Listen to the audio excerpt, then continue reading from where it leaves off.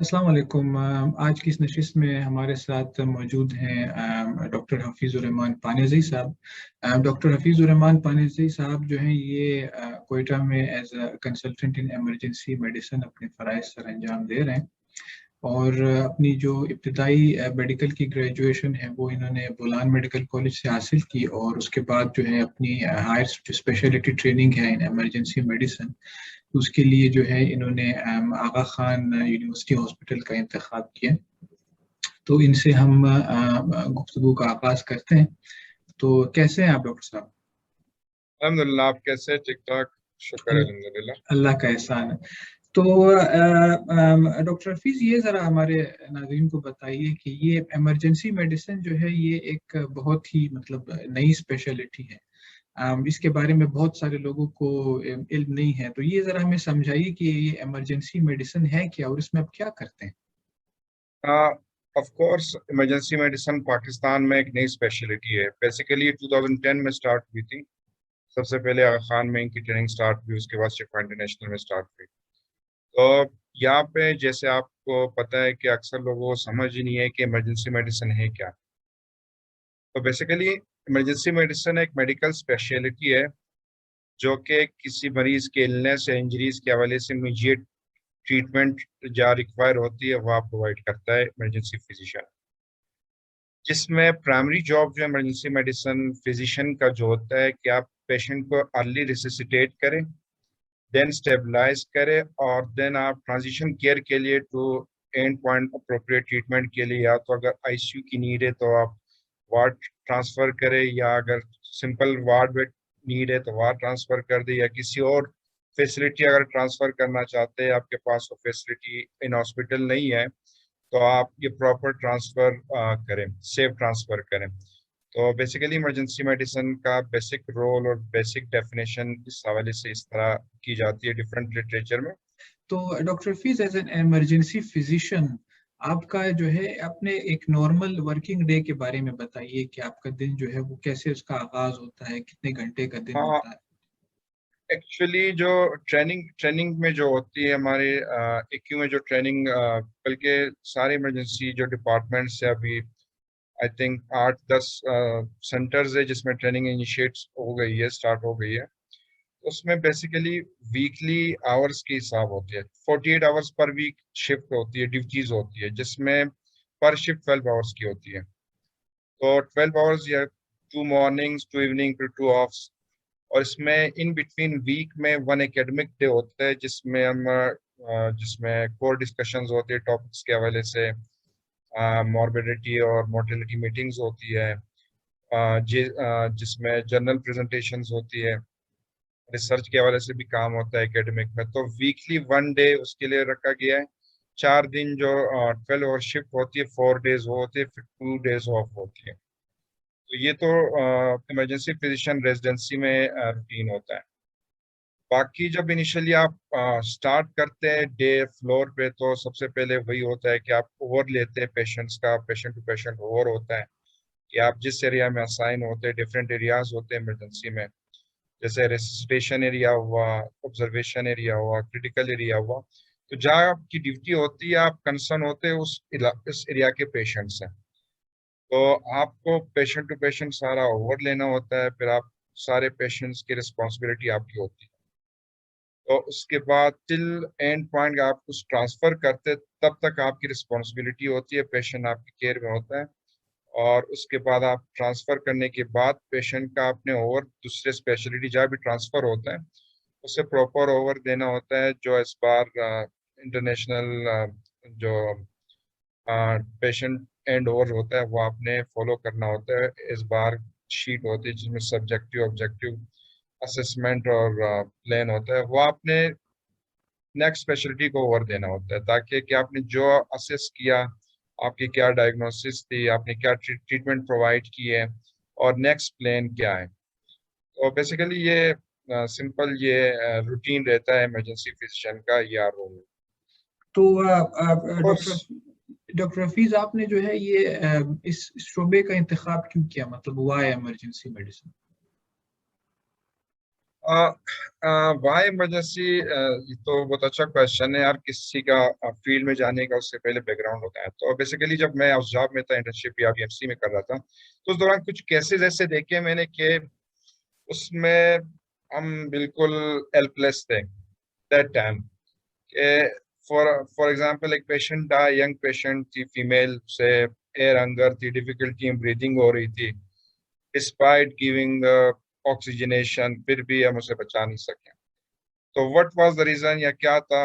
I think उस time हमें advance airway लेना चाहिए था उसका, लेकिन हमारे पास फैसिलिटी या हमारे पास वो नॉलेज ही नहीं थी उस टाइम कि हम ये कर सकें। तो यहाँ पे जो कैजुअलिटी या इमरजेंसी का कंसेप्ट अभी भी चल रहा है वो ये है कि सिर्फ पेशेंट आया, अपने कैजुअलिटी में रिसीव किया, refer to medicine ward, refer to surgery ward, refer to peds ward, ये चल रहा होता है। तो वहाँ पे मैंने ये चीजें देखी, मैंने कहा यार ये फील्ड ऐसा है कि इसमें हम बहुत कुछ कर सकते हैं। एक तो ये, दूसरी बात कि ये फील्ड न्यू है, इसका स्कोप भी बहुत अच्छा है इन द पाकिस्तान और आउटसाइड पाकिस्तान। अब्रोड आपने देखा होगा, आप काम करते रहे यूके में, तो अब्रोड भी इनका बहुत अच्छा स्कोप है ईआर का, और स्पेशली मिडल ईस्ट में और आयरलैंड में इनका बहुत अच्छा स्कोप है। फॉर जॉब सिक्योरिटी या उस हवाले से आपको बहुत अपॉर्चुनिटीज है कि आप इस फील्ड में ग्रूम कर सकें। तो बेसिकली मैंने जाने का दो पर्पसेस थे इसमें। एक तो ये कि नीडी पीपल को फैसिलिटेट किया जाए, दूसरा इसमें कि आपको जॉब सेटिस्फेक्शन और जॉब सिक्योर और ये सारी चीजें पोस्ट रेजिडेंसी कैरियर में आपको बहुत हेल्पफुल है। सही सही सही। तो डॉक्टर हफीज, एक अच्छा जो है कि इमरजेंसी फिजिशियन, अगर कोई बंदा इस स्पेशलिटी में आना चाहे तो आप क्या समझते हैं कौन सी स्किल्स जो हैं वो इम्पोर्टेंट हैं एक अच्छा इमरजेंसी फिजिशियन बनने के लिए? हाँ, ये बहुत इमरजेंसी फिजिशियन के लिए होना ही चाहिए कि आपको अपने, अच्छा, इमरजेंसी फील्ड में आप किसी जाते हैं आहिस्ता आहिस्ता कि आपको अपने नर्व्स के कैसे कंट्रोल करना है, नर्व्स पे कैसे, क्योंकि 24/7 इमरजेंसी में क्योस रहता है, क्योंकि पेशेंट सारे लाइफ थ्रेटनिंग सिचुएशन में, डू एंड डाई सिचुएशन में आपके पास आते हैं, उसके साथ मल्टीपल अटेंडेंट्स होते हैं।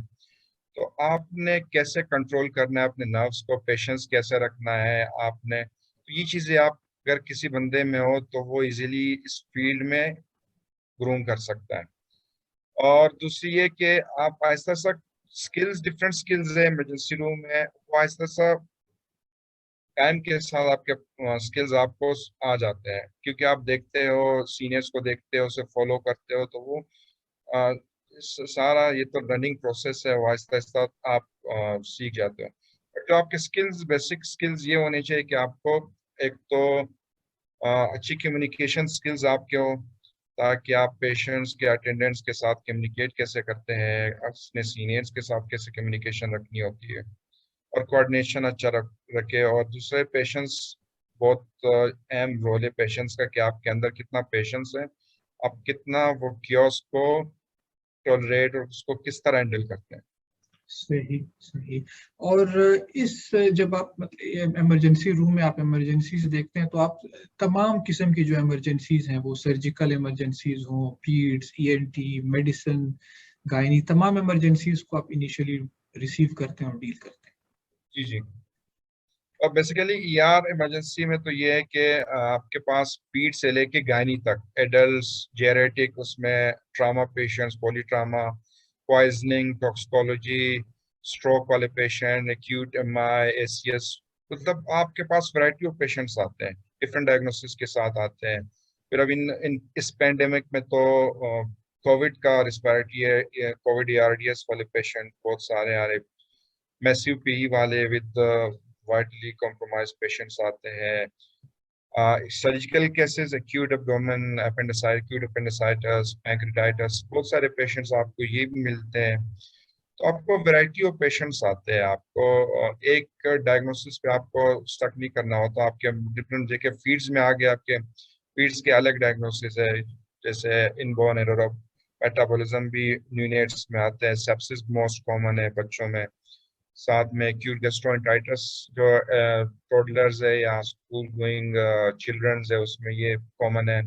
फिर मोस्ट प्रॉब्ली बच्चों में हिस्ट्री ऑफ फॉल, अक्सर स्टेयर से फॉल हुआ, फ्रैक्चर हुए, ये बहुत कॉमन पेशेंट्स आते हैं इमरजेंसी में। इस तरह गायनी के भी बहुत से पेशेंट्स आते हैं, पीपीएच में आ गए आपके पास, एक्लेम्शिया प्री एक्लेम्शिया में आ गए आपके पास, अक्सर पीवी स्पॉटिंग के साथ आ गए, प्रेगनेंसी अर्ली प्रेगनेंसी में पीवी स्पॉटिंग हो रही है, तो ये पेशेंट्स आते हैं। और मोस्ट प्रोबेबली ऐसे पेशेंट भी रिसीव किया हमने कि प्रेगनेंसी, लेट प्रेगनेंसी और टर्म प्रेगनेंसी और साथ में ट्रामा के साथ प्रेजेंट करें, तो बहुत सारे पेशेंट इस से आ जाते हैं। बट आजकल इन लास्ट 2 years में, मतलब जब से पैंडेमिक है, उसमें कोविड वाले patient as compare to other patient बहुत ज़्यादा है। और अक्सर उसमें सिवियर, हमारे पास तो ईआर में अक्सर सिवियर हाइपोक्सिया के साथ पेशेंट प्रेजेंट करते थे, जिसमें सैट्स बहुत कम, उसमें मोस्ट प्रोबेबली एनआईवी की नीड होती थी और वेंटिलेटर और सपोर्ट की नीड होती थी, तो सही ये पेशेंट ज़्यादा प्रेजेंट करते हैं। सही। तो doctor Hafeez, as a part of your daily working, कौन से प्रोसीजर्स जो हैं वो बड़े कॉमनली आप लोग ईआर में परफॉर्म करते हैं? अच्छा, ईआर में मतलब अक्सर एक तो आईवी मेंटेन करना, मोस्ट ये ईआर फिजिशियन का काम है, आईवी कैनुला मेंटेन करना। उसके साथ आपको द टाइम जैसे आप हिस्ट्री लेते हैं, एग्जामिनेशन करते हैं, आपको अंदाजा हो जाता है कि रिस्पिरेटरी डिस्ट्रेस में या सेप्सिस लग रहा है, डीके है, इलेक्ट्रोलाइट इम्बैलेंस कुछ ऐसा है, तो सबसे पहले एक एबीजीज मस्ट होती है कि प्रोसीजर हम करते हैं bed side. With in minutes आपको हमें पता चल जाता है कैसे डोसेज है, हाइपोकैलेमिया है, परकैलेमिया है, क्या इशू चल रहा है इनको, और टाइप 2 फेलियर है, टाइप 1 फेलियर है, उस हवाले से ये तो फर्स्ट ये कह के जैसे हम हिस्ट्री एग्जामिनेशन करते हैं एबीजी, ऐसे पेशेंट्स में 90% पेशेंट्स केसेस में एबीजी मस्ट होती है।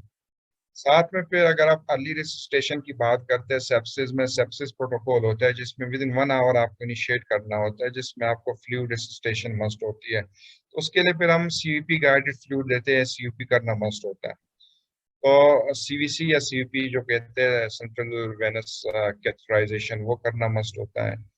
और अक्सर एसिडोसिस, सिवियर एसिडोसिस के साथ पेशेंट जो प्रेजेंट करते हैं, या AKI में, या ईएसआरडी पेशेंट्स आते हैं, डायलिसिस डी होता है इनका, तो ऐसे पेशेंट्स में फिर जोकेट करना भी हमें उसी टाइम मीन वाइल हम करते हैं ईआर रूम में।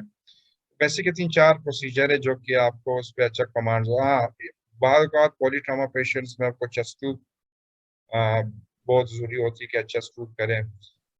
बहुत कम ने ट्रामा 2-3 पेशेंट्स में टोरकोटमी की है हमने, इमरजेंसी टोरकोटमी की है, पेरिकार्डियोसेंटेसिस भी किया है, जिसमें बहुत कम केसेस है। बाकी जो सीपी है, चेस्ट ट्यूब है, और जो कैथ इंसर्शन है, ए लाइन इंसर्शन है, ये तो कॉमन प्रोसीजर्स है ईआर में।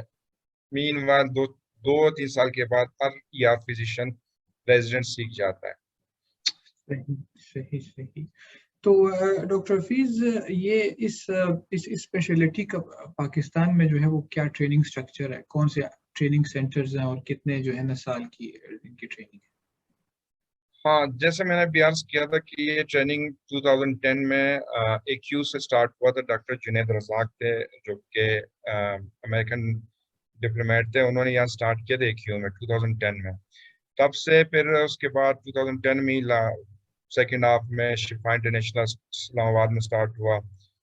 और अभी अल्हम्दुलिल्लाह में बहुत खुशी होती है ये सुन के 8 से 10 सेंटर्स है जिन्होंने इनिशिएट किए ये ट्रेनिंग, और अब CPSP से अप्रूव्ड है, जिसमें पेशावर में LRH है, लेडी रेडिंग हॉस्पिटल है, लाहौर में मियो हॉस्पिटल्स है, POF हॉस्पिटल वाक कैंट है, शिफा इंटरनेशनल इस्लामाबाद में, आगा खान हॉस्पिटल कराची में, जिना JPMC कराची में, इंडस हॉस्पिटल कराची में, और अभी recently Liaquat national hospital Karachi में वो भी एफिलिएशन होगी CPSP से रिगार्डिंग ट्रेनिंग स्ट्रक्चर में। ऐसा है कि जैसे पार्ट 1 करते हैं हम CPSP, जो FCPS पार्ट 1 होता है, उसमें 3 आप मेडिसिन, मेडिसिन, सर्जरी और एनेस्थीसिया वाले जो पार्ट 1 इसमें सब्जेक्ट्स में कर लेते हैं। उसके बाद ये डिफरेंट इंस्टीट्यूट के अपने प्रोटोकॉल्स होते हैं, वो एग्जाम लेते हैं, एंट्रेंस टेस्ट। उसके बाद फिर आप कहीं से भी ये इनिशिएशन कर सकते हैं। और इनिशियली ये बेसिक ट्रेनिंग 5 years की है, FCPS पार्ट 2 की, जिसमें पहले 2 साल जो है वो 6 मंथ्स ER की रोटेशन होती है और बाकी जो 18 मंथ्स है वो आपको डिफरेंट डिपार्टमेंट्स में रोटेशन, जैसे मेडिसिन में 1 मंथ होती है, सर्जरी में 2 मंथ्स की ट्रेनिंग होती है, CCU में 1 मंथ की ट्रेनिंग होती है, मेडिकल ICU में 3 मंथ्स की ट्रेनिंग होती है, ऑर्थोपेडिक्स में 3 मंथ्स की ट्रेनिंग होती है। तो इस तरह डिफरेंट डिपार्टमेंट्स में ट्रेनिंग 2-2 मंथ्स 3-3 मंथ की ट्रेनिंग होती है। आफ्टर 2 इयर्स फिर आप IMM के लिए एलिजिबल हो जाते हैं। आफ्टर 2 इयर्स आप एलिजिबिलिटी के बाद आप एग्जाम देते हैं IMM के, और इसके बाद मजीद 3 साल के बाद आप पार्ट 2 के लिए एलिजिबल हो जाते हैं। तो इस तरह बाकी 3 साल जो आफ्टर IMM होते हैं वो आपकी सारी ट्रेनिंग जो है ER में होती है, और लास्ट ईयर में फिर 1 मंथ की रोटेशन EMS और अल्ट्रासाउंड जो रेडियोलॉजी होती है उसमें आपकी 1 मंथ की रोटेशन होती है। इस तरह उन्होंने सारा कैरिकुलम कवर किया है। सही सही सही। तो बहुत जो है ना कम्प्रिहेंसिव कवर करते हैं, ताकि जो है ना सारी स्पेशलिटीज का फ्लेवर आपको मिले और बड़ा जो है ना अच्छा जी एक्सपीरियंस ऑफ कोर्स, इमरजेंसी में तो सारे आते हैं आपके पास, कुछ भी आ सकता है किसी भी डिपार्टमेंट का, तो इसलिए बीबी मतलब उन्होंने 2 महीने 3 महीने इस तरह की रोटेशन रखी है सब डिपार्टमेंट को कवर करने के लिए। इवन आई ऑप्थेल्मोलॉजी और ENT को भी उन्होंने वहाँ की भी रोटेशन होती है, तो माइनर चीज़ों को भी देखा गया है उसने कोर में, ताकि उसको कवर किया जा सके। सही। तो डॉक्टर हफीज, ये इस स्पेशलिटी की जो है एक ऐसी बात हमें बताइए जो आपको बड़ी अच्छी लगती है, कोई एक एक एक एक पॉजिटिव जो है, एक पॉजिटिव पॉइंट बताइए। बेसिकली तो बहुत सारी प्रॉन एंड कॉन्स हर डिपार्टमेंट हर उसमें होते हैं। मुझे जो बेसिकली अपने हद तक मुझे जो पसंद है उसमें क्या आप कंट्रोल अपने शेड्यूल कंट्रोल कर सकते हो। एक तो ये कि आप जब चाहे मॉर्निंग कर ले, जब चाहे इवनिंग कर ले। दूसरी है कि कैरियर अपॉर्चुनिटी बहुत ज़्यादा है इस फील्ड में, तो इनके प्रॉन्स है। तो इस हवाले से आप डिफरेंट हर किसी के अपने वो होते हैं। मल्टीपल लोग कुछ और सोचते होंगे। मेरे हवाले से ये 2 चीज़ें है कि मैं अपने शेड्यूल को खुद ही शेड्यूल कर सकता हूँ ड्यूटीज़ को, कि कब जाना है, मैंने इवनिंग करनी है, नाइट करनी है, मॉर्निंग में जाना है, कब स्पेयर हूँ मैं। तो ये चीज़ें है। बाकी डिपार्टमेंट्स में तो ये है कि आप सुबह अर्ली मॉर्निंग 8 बजे जाए, इवनिंग 4 बजे तक आप डेली रूटीन होती है। उसमें ये नहीं कि डेली रूटीन नहीं होती है, आप डिफरेंट शिफ्ट्स में जा सकते हो। तो डॉक्टर हफीज, एक एक ऐसा पॉइंट बताइए जो आपको पसंद नहीं है या जिसमें बेहतरी की जो है वो गुंजाइश है। देखिए, जैसे फील्ड न्यू है हमारे पास, पूरे अभी तक तकरीबन 2010 से अभी 10 साल हो गए, 10-11 साल हो गए हैं। तो अभी तक 15-15 फेलोज जो है FCPS क्वालिफाइड फेलोज वो EM के मौजूद हैं। तो देखा जाए कि यहाँ पे तो पेशेंट वर्क लोड बहुत ज्यादा है। मतलब अगर आप देखा जाए 20 करोड़ या 22 करोड़ आवाम के लिए 15 EM फिजिशियन तो कुछ नहीं है। इसी तरह अगर आप किसी भी डिपार्टमेंट में, अगर मैं AQ को देखूं, AQ में इमरजेंसी में हमारा टर्न ओवर डेली का 250 से 300 पेशेंट्स का, और ईयरली 70,000 प्लस पेशेंट AQ के इमरजेंसी में आते थे, और मैक्सिमम वहाँ पे 20 to 24 रेजिडेंट्स मौजूद होते थे। तो स्ट्रेस और वर्क लोड, ये 2 चीज़ें इनके कॉन्स में मैं कहूँगा कि ये थोड़ा सा है कि वर्क लोड ज़्यादा है, और दूसरी ये कि स्ट्रेस का एलिमेंट बहुत ज़्यादा होता है। बर्नआउट जो ER के जो लेटेस्ट रिसर्च और डिफरेंट रिसर्च पढ़े हैं, देखे हैं, उसमें ER का EM फिजिशियन का बर्नआउट ज़्यादा है।